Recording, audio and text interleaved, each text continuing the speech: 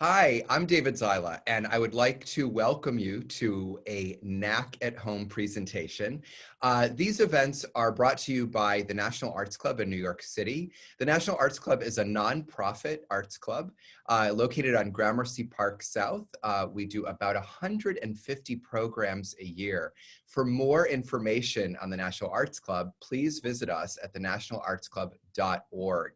So today I'm very excited to bring to you a very special guest. Let me tell you a little bit about her. Patricia Mears. Patricia Mears has worked as a fashion curator for 30 years.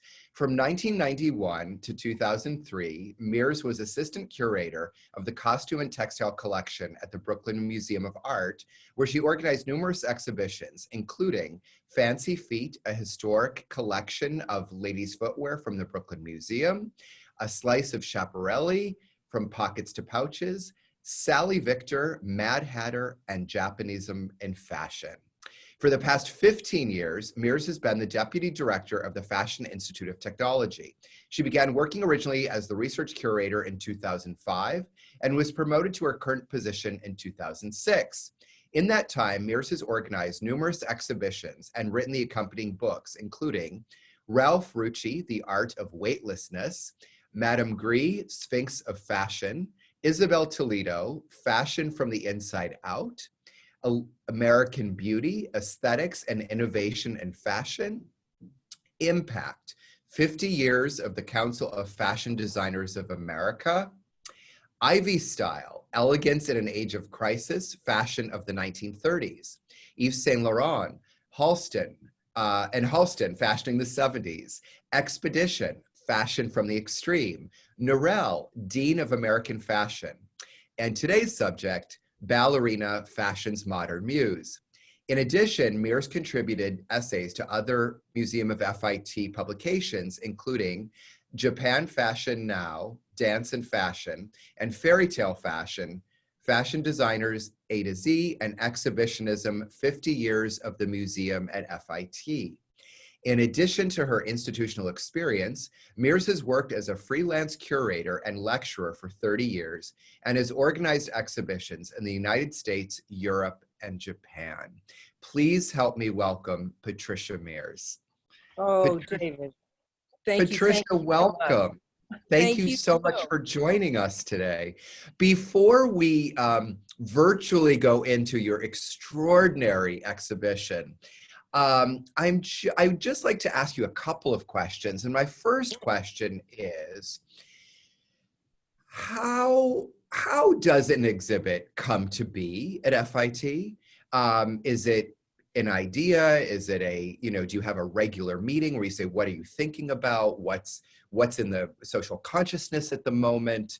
I'm curious as to how do these phenomenal exhibitions come about? Because they're always beautifully curated, but also they touch us in a very contemporary way, and always connect with something that's happening in the present. So what is your magic formula for these fabulous exhibits? I wish I could say it was mine. I really have two great women to thank. First of all is our president, Dr. Joyce F. Brown. She's provided the leadership and really the platform on which the museum has been able to build its exhibition programs. And then, of course, the famous Dr. Valerie Steele. What is great about Valerie is that she's created a curatorial team that meets and interacts on a regular basis. So we're always floating ideas around individually and between each other. And so they can come from anywhere, David. For example, Yves Saint Laurent Halston was very serendipitous. We had an opening. We were going to do a project with another museum about Halston. It did not happen. So I said, why don't we juxtapose him with his great rival? And that came together very quickly and easily. Others are a little bit more torturous. You come up with an idea, you play with it, you see how it comes about, and it sometimes transforms itself greatly. The Ballerina exhibition, I think, is more typical in that, of course, I've always loved fashion, and I've always been a long-term ballet fan. And bringing the two together was just sort of a natural process. So it's a little bit different, but I really have to thank my colleagues in the leadership at FIT. Having worked at other museums like the Brooklyn Museum, the process is a little bit more formal. You have many more curators in a multiple series of disciplines and specializations. You have somebody who's an Egyptologist or a European painting specialist.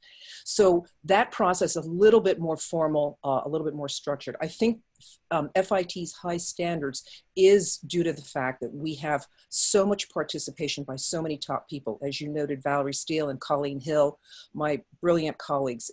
It's always that, as well as a lot of support from one another. Wonderful, wonderful. Thank you. And I'm just curious, before we go into the exhibit itself, what do you attribute the staying power of the ballerina image as a muse to the fashion world? That is actually the crux of this. I hope to point that out. You know, the ballerina had kind of a high point for a little while in the 1830s and 40s, and really the second half of the 19th century. Her position within the arts had fallen precipitously. And it took really the influx of Russian culture coming through Diaghilev's Ballet Russe and Anna Pavlova, for example, to reignite passion for the field. And I hope to show you how the Western Europeans took this idea and ran with it. The great thing, David, for me is once she was repositioned, if you will, she was elevated within the larger sort of pantheon of Western culture, she really never lost that position. And I think in large part, we have so many great scholars and participants from the, if you will, 19 teens, 20s, and 30s who did a lot to change her role within Western culture. So hopefully I can communicate a little of that today. Well, on that note, please take us into your extraordinary exhibition. Thank you, George. Thank you. And I have Nadine who will be putting up the images for me. So thanks to Nadine behind the scenes. I just want to say that the exhibition is certainly not the first that touches upon the interrelationship between fashion and dance, and not even between ballet specifically.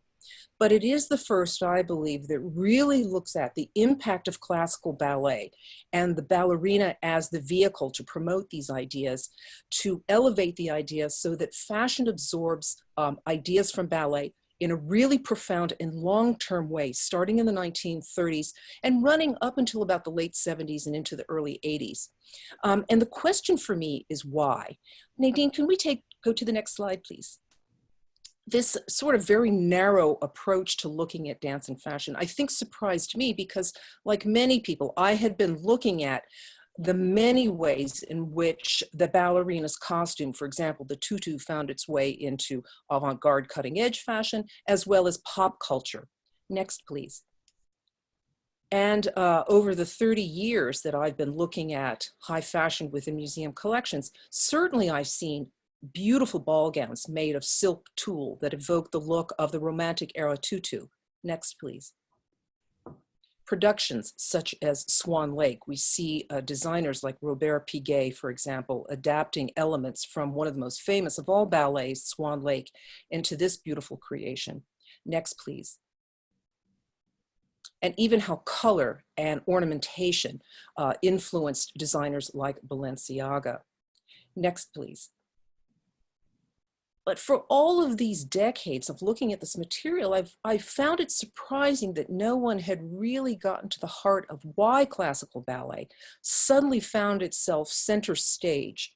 Why was it suddenly an art form not only respected within Western culture, but something that led to the craze for ballet, or balletomania, as Arnold Haskell, the British dance writer, talked about.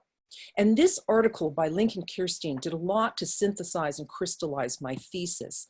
He wrote a long essay in Vogue magazine in 1933, talking about how Russian ballet specifically had such impact on many fields of creativity, and how it had the glamour and the romance unsurpassed by any other. And Kirstein is a key figure. As you know, he was deeply involved with American art at this time. The Harvard-educated aesthete was also responsible for bringing classical ballet, high Russian classical ballet, to America. It was around this time that George Balanchine was invited to come and start a school. And together with Balanchine, he, Lincoln Kirstein, created the New York City Ballet in 1949. Next, please. And so the exhibition explores this very basic set of questions: how, why, and also why two countries, Great Britain and the United States, became the entities, the places where modern ballet culture was formed and expanded. Even though we know it is a French art form and elevated by the Russians, it took these two countries with no ballet culture in their past, if you will, to advance the modern ideas. So before we jump into how this all happened and all the elements of ballet that influenced fashion, I just want to go back in time. Next, please. As we know, ballet is a French creation. It comes about in the mid-17th century. All the steps, the basic body positions that we see today are still spoken in French, and they were created around this time period. First ballet schools and professional companies were also created in the 1660s in France, thanks in part to this gentleman here, Louis XIV, who was quite an accomplished ballet dancer himself. And ballet originally was an aristocratic art form, performed more often by men, elevated by men, and it was very often one that celebrated, if you will, ancient Greek or classical themes. So here we have Louis XIV as Apollo, or the Sun King, and it was symbolic. He was the man around which his entire country, and in many ways Western culture, circulated. Next, please. Over the next 150 years, women became more important, and this is one of the great 18th century stars, Marie de Camargo, and we see her sort of elevating her famous pannier skirt to show off her brilliant footwork. She danced supposedly like a man in terms of her technical brilliance. But it was not until the next century, next slide please, that we see ballet becoming the entity that we recognize today. And we have the creation of a new kind of ballet, one that is centered in urban areas. It is spread throughout Europe. It becomes more standardized, and it becomes more technically advanced at this time. And very importantly, ballet is promoted around the world thanks to lithography, just as fashion plates were. So the image of the ballerina now is circulated throughout Europe. And very often we see a version like this, the famous role La Sylphide by the most famous ballerina of the era, Marie Taglioni. Next slide, please. But all throughout this process, we see that the interrelationship between fashion and ballet is really dependent on ballet's appropriation of high fashion elements. The costume that we know of today, the Romantic era tutu, comes about thanks to the look of fashion at the time. The sort of full sleeves, this sort of revealing décolletage, fitted waist, and a sort of bell-shaped skirt. Obviously, the ballerina modified a lot of this. The skirt is much shorter and much more diaphanous than anything a proper woman would wear in society. But we do see the creation of this. And also, it's the period in which the supernatural narrative and the role of women in ballet becomes dominant. It is now, from this point forward, and forever will be, a woman's art form. Next, please. We also see how specific elements like the shoe is the creation. This is where the very, very famous point shoe comes from, the high fashion slippers of the 1830s and 40s. If you've ever picked these up, they weigh next to nothing. They are so flimsy, if you will. So it's extraordinary that dancers like Taglioni could actually go up on point. They only did so briefly, but even so, they must have had incredibly strong feet. Next image, please. And as I noted, the dissemination of stars of classical ballet was possible thanks to the creation of kind of a mass press that the French had perfected during this time period. So images of Taglioni were all over the place, and her role as La Sylphide had a tremendous impact, not only on fashion, I'm going to show you an image in a minute, but also in culture at large. Part of this is because she was such a respectable looking woman, even though her private life was a little bit more daring than she let on. She always deported herself like an haute bourgeoise woman. Many of these women became her fans. And I think this is one of the reasons why her legacy was so important. Even the young Princess Victoria was enamored with Taglioni. She would dress up as a Sylphide, and she even named one of her horses Taglioni. Next, please. But we see the impact of Taglioni's role within fashion as being important. She was really one of the few, if only, ballerinas that were able to do this. Fabrics were called Taglioni or La Sylphide, headdresses, and even the corset, which you see here, La Sylphide. And there are a number of these plates, thanks to my colleague April Callahan, who is in our special collections library at FIT. Her publication on fashion plates and pochoir were very, very helpful in synthesizing this information. Next image. Now, sadly, around the time Taglioni retired, I think it was around 1847, and her other female colleagues, we see a real precipitous drop in the importance of classical ballet. Although these images by Edgar Degas are absolutely gorgeous, and obviously ballet was very important to Degas. He did many, many paintings and as well as sculptures based on the ballerina. Her role and her place within society had dropped terribly. And if you look over on the far right-hand side, you can see a gentleman sitting there, rather lascivious in his approach. Next image, please. And this is a bit more obvious here, where we see these gentlemen known as the abonnés, or members of the jockey club, who were very powerful in overseeing French productions, operas, within Paris in the second half of the 19th century. They were the ones that instituted the rule that every opera had to have a ballet portion in it. And one of the reasons was they wanted to look at these lovely ladies. Sadly, ballet dancers were very poorly paid and were exploited throughout their careers, and most of them had to turn to prostitution to survive. Next image. And in less than 50 years, we see quite a turnabout. Within the fashion magazines, nearly every other issue starting in the early 1930s would feature ballet imagery, either photographs of ballet productions, illustrations, fashions inspired by ballet, and certainly the importance of the ballerina herself. And I love how the non-dancer is actually a woman here, and she's looking at her fellow female, but not so much in a sexual way, but almost in a respectful way. This sort of echoing of ballet and fashion together becomes an important kind of image that we see starting in the 30s. Next image. Now, these two individuals are key to the creation and reinvigoration of classical ballet. I have to say that David's question was very salient, because in many ways we have these two, as well as many other Russian emigres, to thank for creating a new kind of ballet. Serge Diaghlev, the very famous and celebrated Russian impresario, who was really an art impresario as well as opera fan, if you will, came to ballet relatively late. But his Ballet Russe, which premiered and debuted in Paris in 1909, caused a sensation and affected so many other areas of creativity.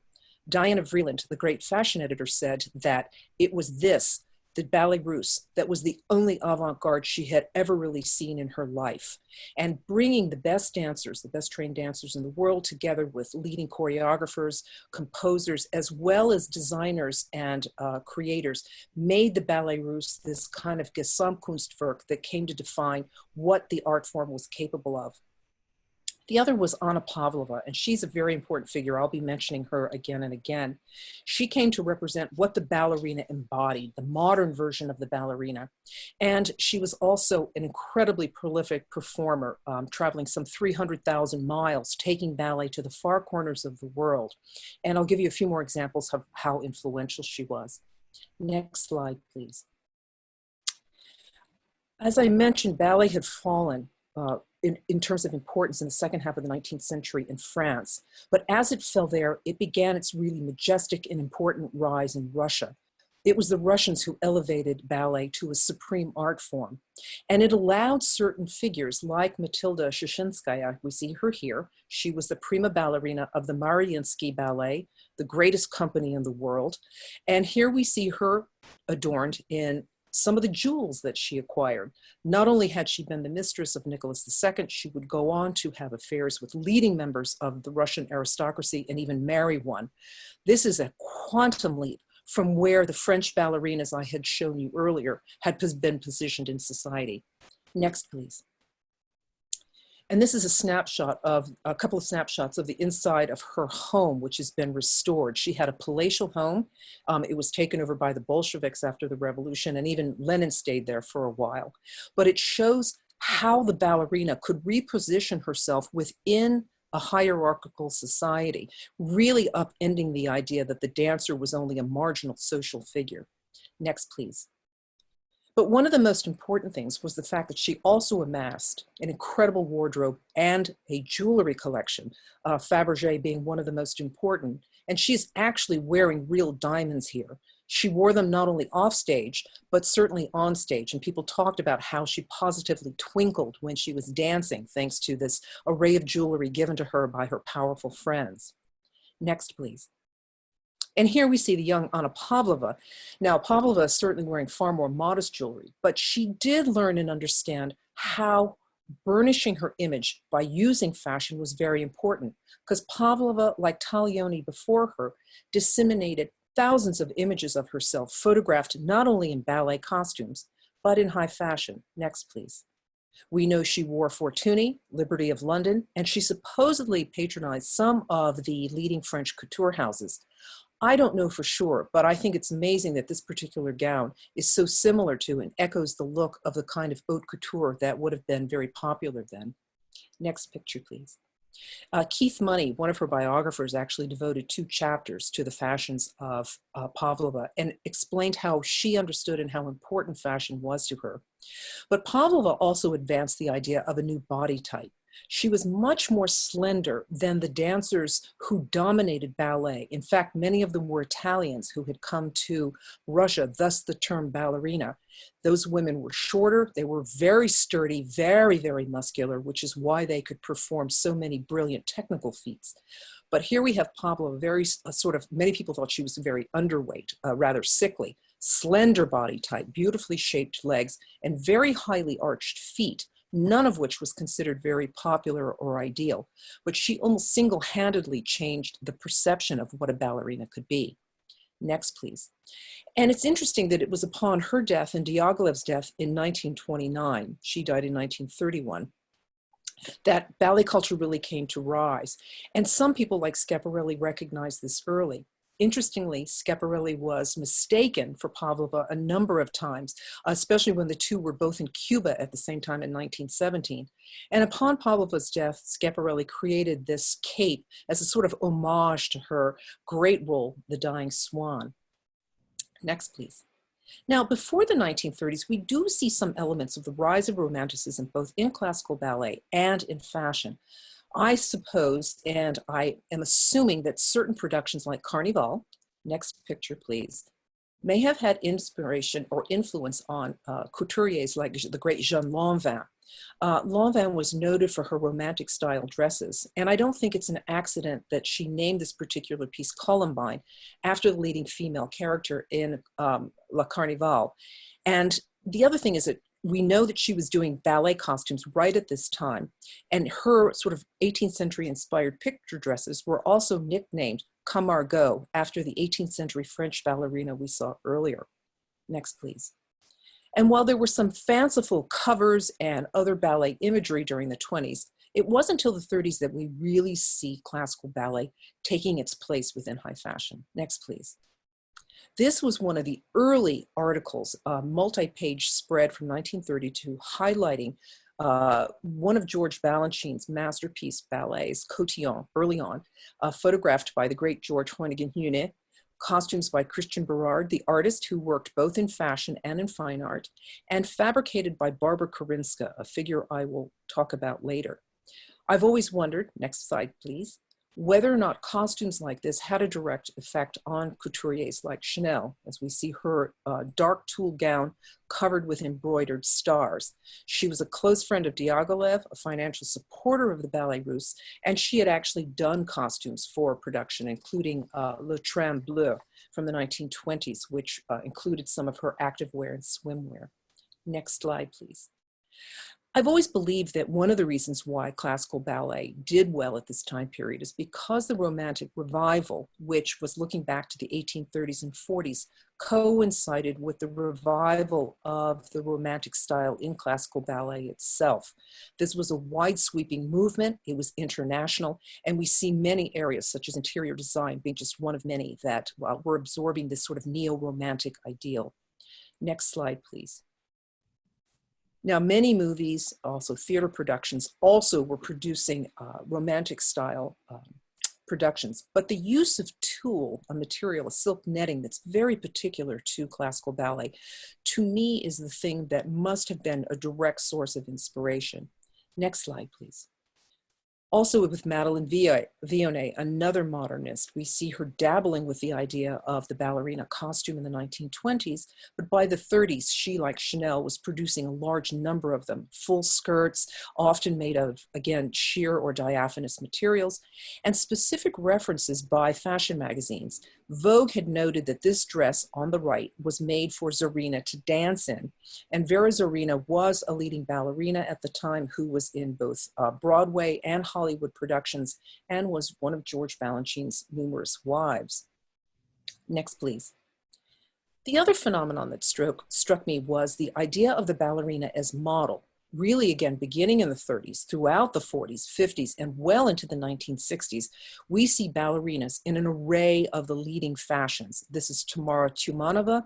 We saw her earlier in the picture of the Cotillon. She was only 13 in that photo, but you can see throughout the 40s as she matured, she became one of the key dancers that we see over and over again. So too was the case with Irina Baranova. Next slide, please. While Chumana was called the Black Pearl and was very dark-haired, sort of in the Pavlova vein, we also had blondes. We had a wide range of body types. Irina Baranova was also noted for a slightly more voluptuous figure. Obviously, she's still very thin, but not as thin as some of the other ballerinas, as ballet began to incorporate a more slender body type. Next image, please. What I find interesting, and I'll bring this up again, is the fact that even ballet dancers, beautiful ones like Sona Osato, who was not particularly technically brilliant, but who was a wonderful performer on stage and astonishingly beautiful, could be featured in the magazine starting in the late 1930s, all throughout World War II, at the height of the anti-Japanese sentiment when the US was engaged in World War II. And I find this fascinating because also we know that publications made a point of not including dancers who were not of European descent. Next image, please. Now, as we saw the spread of fashion taking its cue from ballet and models who were now ballerinas themselves, it was really this production that helped lay the groundwork for the rise of high classical ballet. I won't get into too much of it, but it was Diaghilev's restaging of what many people felt is the greatest ballet of all time, The Sleeping Beauty. It was in fact the 1890 original production that converted him to ballet. And this production, which ran for, I think, for 115 performances and was not considered very successful and led to Diaghilev having to leave Great Britain because he owed so many people money, actually was incredibly important in laying the foundation for what would become the Royal Ballet, the British School of Dance, and the fact that the British took this as one of their hallmark ballets. Next, please. But before it got to that point, we have the rise of British ballet performers and directors like Marie Rambert, there in the center, and Frederick Ashton, the country's greatest classical ballet choreographer. Ashton had seen Pavlova as a teenager and he was converted. And before he started to create more classically themed works, he started off with this particular one, inspired by some of the Ballet Russe productions like Le Train Bleu. It's called The Scarlet Scissors, or The Tragedy of Fashion, and it's about a Monsieur du Chic who commits suicide after his collection is not well received. Marie Rambert, in fact, is also modeled after an important fashion figure, Dorothy Todd, who was the editor-in-chief of British Vogue. She was a literary critic who really elevated the intellectual content. And this was a great example of how we see fashion, ballet, and intellectual areas overlapping. Now, two other funny notes about this particular production.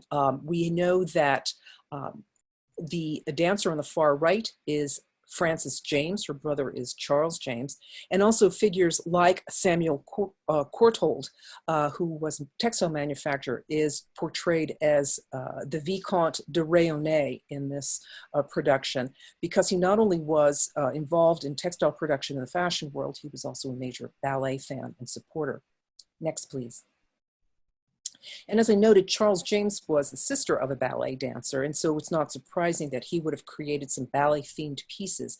Beautiful dress there on the bottom, and this particular piece on the right, which is in the collection of FIT. And the fact that he called it or named it L'Ol Sylphide is no accident. Next, please.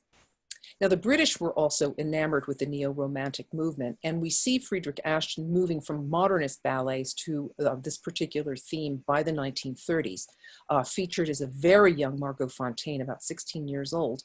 And like the Cotillon production, we have an artist, in this case Cecil Beaton, creating the costume designs, and Barbara Korinska fabricating them. Next, please. And what I love at this time period is how British designers like Hartnell are embracing the idea of the ballerina's costumes, spangled tulle evening gowns, photographs by Cecil Beaton. And in this case, we are looking at Elizabeth, the Queen Mother, as a key figure, almost, if you will, in a certain way, embracing the ballet aesthetic. So again, we see the rise of the ballerina as an important cultural figure. Next, please. Perhaps no ballerina did as much to advance the idea of British ballet in the mid-century as Margot Fonteyn. She is still a national hero, and a few days ago was her 101st birthday, and they still have ballet celebrations for her there. She had a huge imprint on classical ballet with her perfect ballet proportions and her restrained style.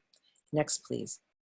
And she became an international star when the then Sadler-Wells Ballet, before it became the Royal Ballet, came to New York. She did her incredible role as Aurora in The Sleeping Beauty and had something like 49 or 45 curtain calls. It went on and on and on. I had never heard of anything or had experienced anything like that myself, so it must have been an incredible event.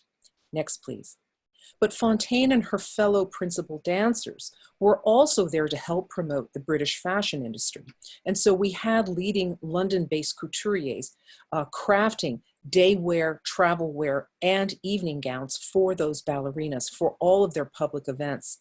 And a tremendous amount of press followed them. The British also made great use of this as a tool to sell not only British culture, but again, British goods. Next, please.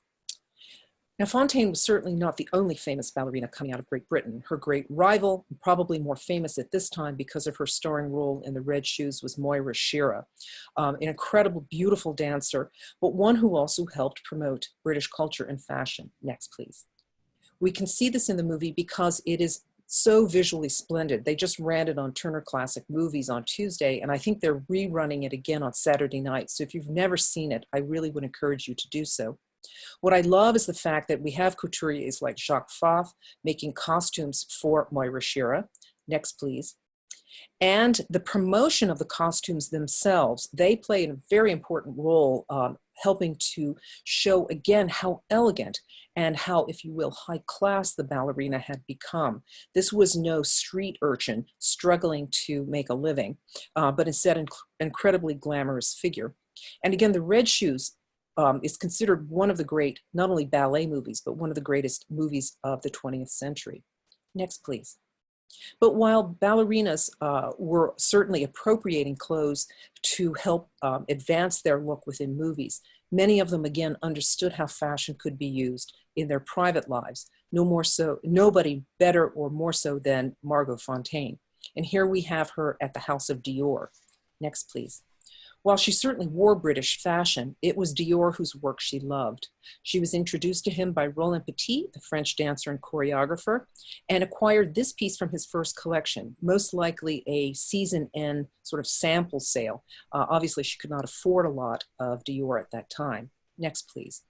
But as her profile rose and her income rose, she started to acquire some custom-made pieces. This is one of the beautiful ones that was featured in the exhibition, Debussy, and we'll see this again. I just want to point out how small and how perfectly shaped she was, which is one of the reasons why I think she was able to buy the samples so easily. Next, please. But she did also have custom-made garments made. And this entire wedding trousseau she married in 1955 was created by the House of Dior, including her headpiece, gloves, handbag, and shoes. But she wasn't the only ballerina who loved Dior. Next, please. Another great star of Great Britain, in fact, England's first great ballerina, Alicia Markova, who was a beautifully attired dancer and was noted for her impeccable taste, often made her own clothes, but once in a while could splurge on couture. And this is another rare example that's presented in the exhibition. Next, please. American ballerinas also understood the importance of glamour. Here we have Ruth Page, who danced with both Anna Pavlova's company and for Serge Diaghlev in the 20s, eventually settled in the Midwest and made Chicago an important ballet center with her school, foundation, and company. And she loved Dior. So I think there's something like 17 Dior ensembles or dresses in the Chicago History Museum. This is one example, pale pink tulle with beautiful silver embroidery. Next, please. And we also have the beautiful Maria Tallchief.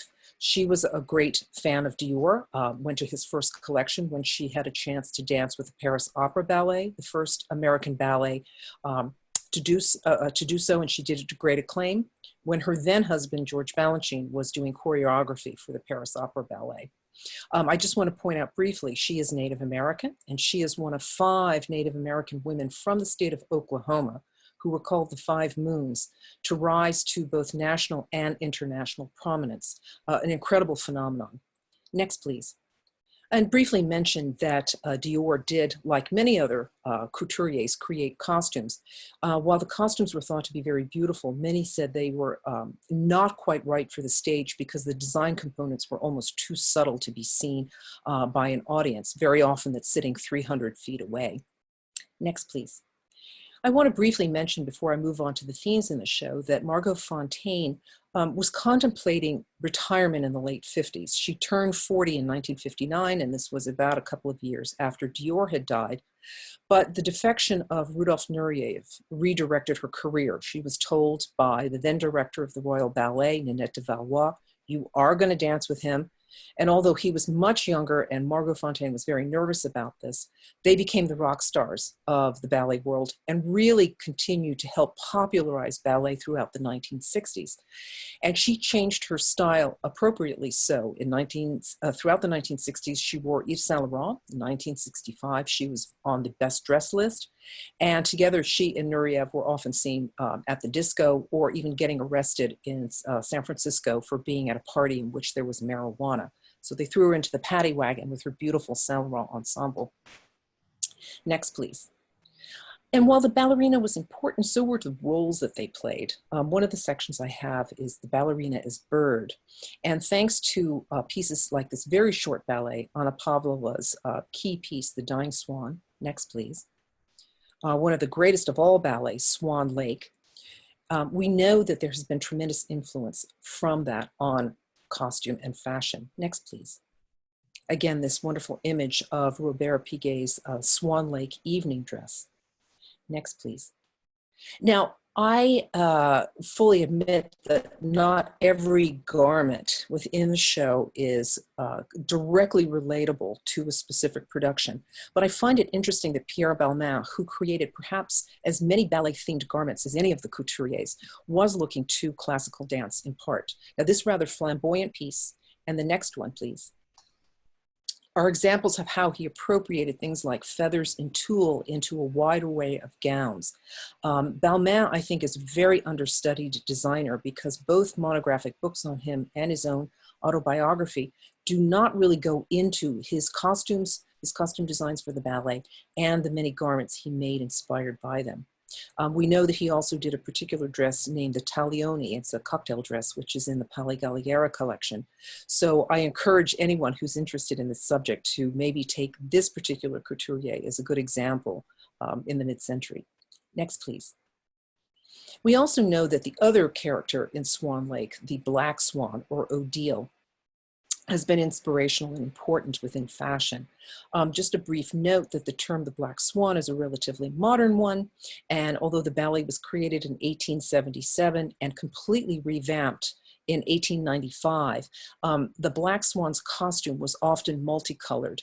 It wasn't until the 1940s where the term really was solidified. Next, please. But it must have had a tremendous impact because these are two examples by Christian Dior. Next, please.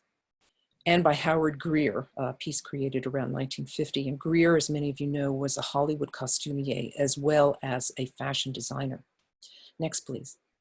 Another bird that's been important in fashion, and I believe it has been the Firebird. This was the original costume. Next, please. But Diaghilev had it completely revamped in the 1920s so that it resembled much more of a classical tutu and became red in color. Next, please. It gave us an opportunity to show a more modern version of the Firebird, here by the Dance Theater of Harlem on the right, and a connection to creators like Chanel. Certainly, this is not the only red feathered garment around, but it's a spectacular one in FIT's permanent collection. And I loved being able to weave Chanel back into the story, again, because of her many decades-long connection to classical ballet. Next, please. Now, color is also important in ballet. Here we have one of the costumes from the production. I think it's a later production of The Sleeping Princess. In fact, an abbreviated version called Aurora's Wedding that was performed throughout the 1930s. Next, please. And I've always wondered whether that color blue, in fact, influenced a couple of Schiaparelli's collections from the late 30s and early 1940s. In fact, these pieces are from her 1940, I think it was Spring Summer collection. Far right loaned from Hamish Bowles, and two other pieces from our collection, including a dress on the right that one of our viewers wondered whether or not it could be the work of Mamboche. Black tulle, but with this bright blue color. Next, please. I don't think it's an accident because we know that she named, meaning Schiaparelli, her second signature color, Sleeping Blue, at the time she launched her Sleeping perfume. And much of the imagery that surrounded it had some sort of balletic or reference to the ballet. It's interesting that we have basically a sleeping princess on the right, but she's holding a candle that's connected to the Nutcracker. And in fact, Aurora's Wedding was something of a compilation which elements from the Nutcracker ballet were infused into the Sleeping Beauty. Next, please. And I've always wondered also whether the color lilac, specifically the color of the protagonist of the Sleeping Beauty, the lilac fairy, had some influence on the changing perception of the color purple. Next, please. Purple, as we know, for centuries, millennia really, has been the color of royalty, and that changed dramatically in the mid-19th century with the chemical dye, Mauvine, which helped create yet another use for the color as one of the components within the sort of formal mourning process we saw in the Victorian era. But what I found interesting as I was looking at a lot of imagery, including ads and editorials, is how so many of the lilac references were now for dresses for younger women or for slightly less formal evening attire, often springtime attire, or for things like tea dances or tea parties. The use of this color, I've always wondered whether we are looking at something that's fresher and more youthful, again, is perhaps somewhat connected to the role of the lilac fairy. Next, please. But what I find interesting is nobody could seem to settle on what color lilac happened to be. As you saw with the Patou image in the past and these two dresses, they are sometimes described as lilac, although the color is much more intense. Next, please. This, to me, is kind of an epitome of the mid-century use of lilac. We have a tulle dress. It's very beautiful and has a sort of tiered elements, almost of the underside of the tutu that was created here by de Castillo for the House of Lanvin. Next, please. Now, two other ballet colors we closely associate is white and pink, and I'm going to go very quickly through this. Next couple of slides, we have Giselle, La Bayadère, and here we have lovely Lauren Lovett as the Sugar Plum Fairy, and the use of the color pink. The main point that I want to make here, if we could go to the next slide, is that it was also, they were used as colors to discriminate against dancers of color. Many people said you couldn't be a swan, You're African-American, you cannot be, obviously, someone wearing pink. Next slide, please. So we were thrilled to see that dance companies today are picking up on a trend started by Capizio in the 70s, where the point shoes now are made in an array of skin tones that also incorporate dancers of Asian descent. Next, please. I briefly want to talk about George Balanchine, this great figure. Before we go to this, I just want to briefly mention that he was part of this generation of Russians who came out of the Mariinsky, brought high classical ballet to the West, and he in many ways is considered, if you will, the father of American ballet. Changed it quite a bit when he came to this country, but the genesis and the basis of all of this is still classical ballet. Just keep your eye on the one thing at the very bottom of this slide. You'll see it says choreographer George Balanchine, and underneath it, it says, who wants to see a pig jump? And I'll come back to that in a second. And just very briefly, next slide. His role and connection to ballet is often thought of as the promotion of modern ballet, i.e. ballet performed in leotards. But he did love fashion, high fashion.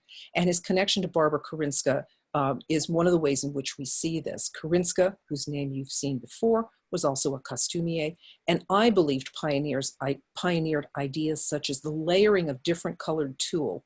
Next slide, please. We can see examples of this in Charles James's beautiful evening dress. He has many different colors of tulle underneath this, but I love the fact that the dress is named Swan. Next, please. And the importance of fashion is also seen in the work of Mark Happel. If you take a look at the peplum of this costume, next slide, please, you can see that Mark was inspired by the work of Balenciaga. I theorize that Balenciaga may also have been looking at ballet costumes. You can't see it very well, but that pink bodice is in fact covered with silver embroidery. And the shape of the bodice, the pointed peplum, I think are examples of where ballet may have filtered into his work, because pale pink tulle gowns were not exactly a staple of the Balenciaga body of work. Next, please.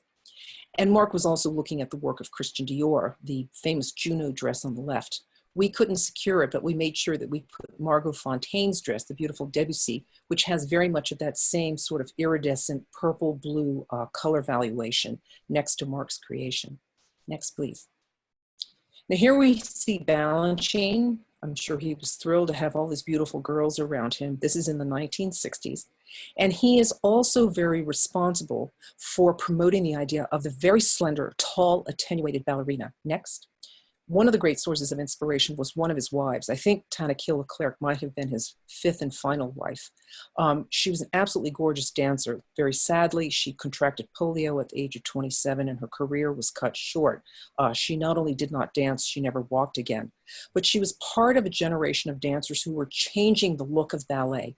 Next, please. Along with Pavlova was the great Filia Dubrovska, who was not only long and lean with beautiful legs and perfect feet, she was also unusually tall. And when she was given the role to I guess she was part of the second casting for the ballet Les Biches on the left, they had to have the costume completely redone because she was so much taller than the original ballerina who had the role. And so Diaghilev told her, please just go to the house of Chanel, she'll make something for you. So again, we see the connection between the fashion houses very directly here. Next, please. And here we have an example of one of Balanchine's most famous leotard ballets, Agon, with Diana Adams, another long-legged beauty, promoting this idea. Next, please. But really, it was Tallchief Leclerc, not only in ballets with her flawless physique, next, but also with her very photogenic face. She was featured in magazines here in Cosmopolitan, but also in Vogue magazine. Next, please. And she was one of many New York City ballet dancers, such as Allegra Kent and the beautiful Mimi Paul here in Harper's Bazaar. And we see how the ballerina is adjusting, changing, and transforming. Although she retains all the elegance of ballet and is slender, we can see her facial type is really quite different. Here she reminds me a lot of Penelope Tree and Peggy Moffat with that makeup. Next, please. And we're seeing that parallel body type within high fashion, long, lean, leggy, and the rise of what we call athleisure. I really feel that this has started in the 1940s. Next, please. This is an array of designs from the exhibition. Most of these are from the 70s and the 80s, but we did show the work of Claire McCardle and some of her predecessors. Next, please. And while couturiers like Pierre Balmain were appropriating elements like the rehearsal style sweater or the chiffon practice skirt from ballet, it was really the Americans who took the idea of the leotard and knitwear from ballet to the next level. Next, please. My wonderful colleague who did so much research for me, Nancy McDonald, really did a wonderful article about this here, where Harper's Bazaar is explaining to its audiences what the leotard is and how you can use it. And I love the fact that they position it between the past, the dancer's, if you will, uniform, and the future, where he talks about Flash Gordon, Supergirl. So this idea of the modern moving woman comes into play. Next, please. As does the idea of the ballet slipper. Next image, please. While certain designers like Valentina were pioneering this early, the first visual image I could really find in the fashion magazines was this, and we believe we have Diana Vreeland to thank for that. She was, as you know, the pioneering fashion editor, and she may have been the first to really style actual ballet slippers as shoes as the World War II shortages were starting to come into play. Next, please. And they went to the Capezio, one of the leading dance houses, and Capezio was very clever. They understood how they could market and turn this into fashion trends. They wound up winning a Coty Award and here being featured on the cover of Vogue magazine in 1949. Next, please. But it was Claire McCardle who really appropriated the idea for fashion, using an entire array of ballet slippers for one of her 1942 collections because she couldn't get shoes. Next, please. And eventually forming a partnership with Capezio. This is one of the rarest examples where we see the fabric of the garment, jacket specifically, being used for the shoes. And I've noticed that very few museums have a large collection of McCardle shoes. We have a lot of McCardle clothes, but not footwear. And I theorize that these shoes were probably worn to death by their owners. Next, please. Now, the leotard continued to be important. Danskin was one of the major companies. And by the 1970s, we see that it becomes a wardrobe staple. The designer Bonnie August, very clever, she helped this company create tens of millions of dollars worth of products that ranged from dance-worthy leotards to those that could be worn on the street. Next, please. Now, the 1970s were also important because we first and finally get to see real integration of a wider range of non-European or non-white dancers and models and figures within fashion. Obviously, models like the beautiful Beverly Johnson. Next, please. The rise of the Black fashion designer. Here we have Scott Berry, just one example, and also very often looking to dance. Scott Berry, in fact, did dance costumes. Next, please. And the creation of perhaps the most important African-American company ever in classical ballet, the Dance Theater of Harlem. The gentleman in the center is Arthur Mitchell, the great star of the New York City Ballet. He was a principal dancer who left at the height of his career because he felt it was so important to provide dancers of color with professional opportunities. Next, please. And just again, briefly to mention, Sona Osato was one of the few non-white dancers one ever saw in the magazines until the 70s. Next, please. But we see a jump here. Here's the gorgeous Lydia Abarca, a dancer who I remember well. And I just wish I had found this photo in time for the book. Here we have her posing for the Charlie Fragrance campaign. And she might be the first ballerina in history who actually got a cosmetics contract. Next, please. And here we have Gelsey Kirkland, one of the greatest dancers this company ever produced, in a fashion magazine, Harper's Bazaar 1970, looking to me like a young Stevie Nicks, showing how ballet continued again to morph and change and use the ballerina as fashion was progressing and moving along. Next, please. But ballet's heyday really came to an end. The period that started with the deaths of Diaghilev and Pavlova actually also came to an end with the deaths and retirement of these two great figures, Balanchine and Ashton. Next, please. And while the 80s and 90s and early 2000s still saw influence from ballet, it was not nearly as strong as it had been. But we wanted to include a little bit to thank designers like Minhaj Sarifpour for lending and Mark Happel for his actual wedding dress for principal dancer Sarah Mearns on the right. Next, please.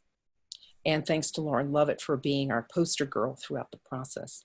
I just want to end with a couple of slides. The next one, please, to show how jewelry even embraced ballet. The most expensive, the most exclusive of all accessories, started to show its profound influence. Here we have the ballerina pins starting to be produced during World War II by Van Cleef and Arpels, next, and influencing Balanchine's perhaps greatest masterpiece, the ballet Jewels from 1967, supposedly inspired as he walked by the windows of Van Cleef and Arpels on Fifth Avenue and creating a ballet that was an homage to the ballerina as well. I do want to thank my colleague, Laura Jacobs, for her beautiful chapter where she writes about the ballerina as the jewel of modern culture. And I think this is an important point that David mentioned earlier about how the ballerina ascended to this incredible position. And she really has not lost that level of respectability and influence. And I just want to dedicate all of this to Joy Williams-Brown, a dancer who is 93 years old. She's been incredibly supportive and informative. She was best friends with Margot Fonteyn and was a lender to the show. I don't have images of it, but there are some pieces that her mother made for her in the 1940s before dance companies made standardized tights and practice tutus. And so this incredible journey, if you will, is really an ode to the ballerina. And so she remains for me very much my muse, I think, as she does for so many other people. So thank you, David, for giving me this opportunity. And I'm sorry, of course, I ran over. So I hope I'm not shortchanging anybody here. You are fantastic. You are marvelous. Thank you so much for taking us behind the scenes and up close and personal with your beautiful, beautiful work. What in this particular project, what would you say was the most difficult thing to do? What the most difficult thing to wrangle or put together? I would say it's twofold. One, David, is just the logistics of bringing the pieces from Great Britain. There's so many loans. Many of the institutions, the lending institutions, both the Museum of London and the V&A, the Victoria and Albert, are undergoing movement of their collections. So I got there very early, about 18 months in advance of the opening, to ask for objects. But we also had to pay for conservation and transport. And the Pavlova tutu, for example, we had to get a CITES permit. So anything with animal products, you have to go through the federal government to get these objects moved around. And they counted all of the feathers, all 1,537. They were goose feathers, I've been told, that ornamented Pavlova's dying swan costume. So logistics on the other end. And then the other is, again, dealing with many of the supporters and people who contributed, gave advice, sat in on meetings, were part of it, the advisory committee. They were never bad or difficult, but people are so passionate that it was trying to make sure that you heard them, incorporated their ideas, but also having to stand your sort of firm line, because you couldn't do all of it. There are too many opinions, too much information. So again, my many thanks to all the people who helped on this project, but trying to make sure that you hear the voices, but making sure the ones that are most relevant get heard. Was there a particular piece that you said, I really must have it? And yes. I think, of course, all the costumes, but I think the most touching for me were, again, Pavlova's tutu and Margot Fonteyn's haute couture. You know, David, I've been a ballet fan since I was a child. I was very lucky. I got to see a lot of great classical ballet because I was young when the Kennedy Center opened. So I started going in the 70s. And this was when dance companies traveled a lot more.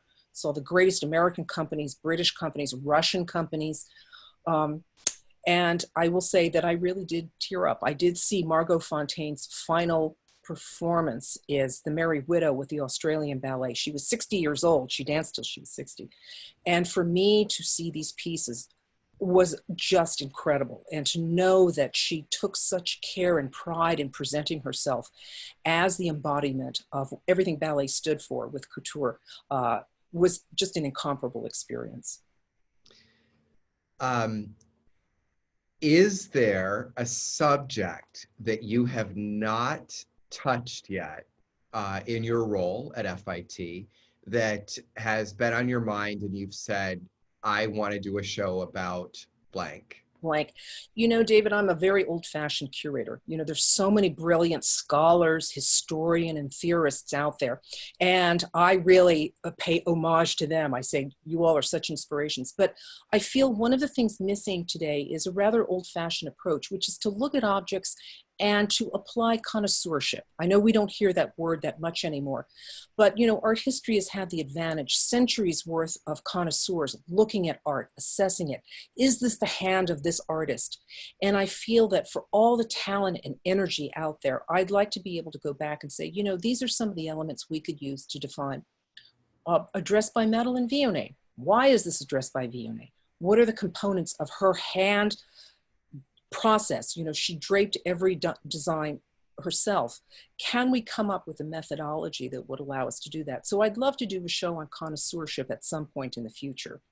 But I think I'd need about 80 people to help me with it.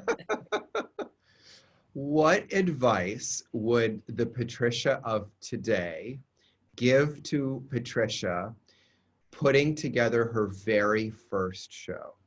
It's the same advice I give all young people out there. The fabulous thing about our field is that it's so open, David, as you know. Fashion is so vast. There are so many parts to it that anybody who has passion, a commitment, wants to work hard and will do the legwork necessary, has something to contribute. And I say, please do so. It doesn't even have to be in an exhibition format. You can do it online. You can write. Please contribute. And don't let people discourage you. You know, so many people were nicely saying, don't leave the financial field. You'll never make any money. Don't do this. You'll never get a job. And while all that advice was very good, I think that I, like so many, I believe, of your members, we're committed to the arts. We're committed to design. We're committed to beauty. And that's the thing I would say. Go forward with it. Don't let anyone say no to you if you feel you really can contribute something. Patricia Mears, you are an inspiration and your work is extraordinary. Thank you so much for joining us. For those that join us a little bit later, this is a production of the National Arts Club. A recording of this will be available on YouTube. If you want to find out more about the National Arts Club, visit us at thenationalartsclub.org. Patricia Mears, thank you, thank you, thank you. Thank you so much, David. I'm so grateful. This has been wonderful. And my wonderful good wishes to everybody out there. Please stay safe and take good care.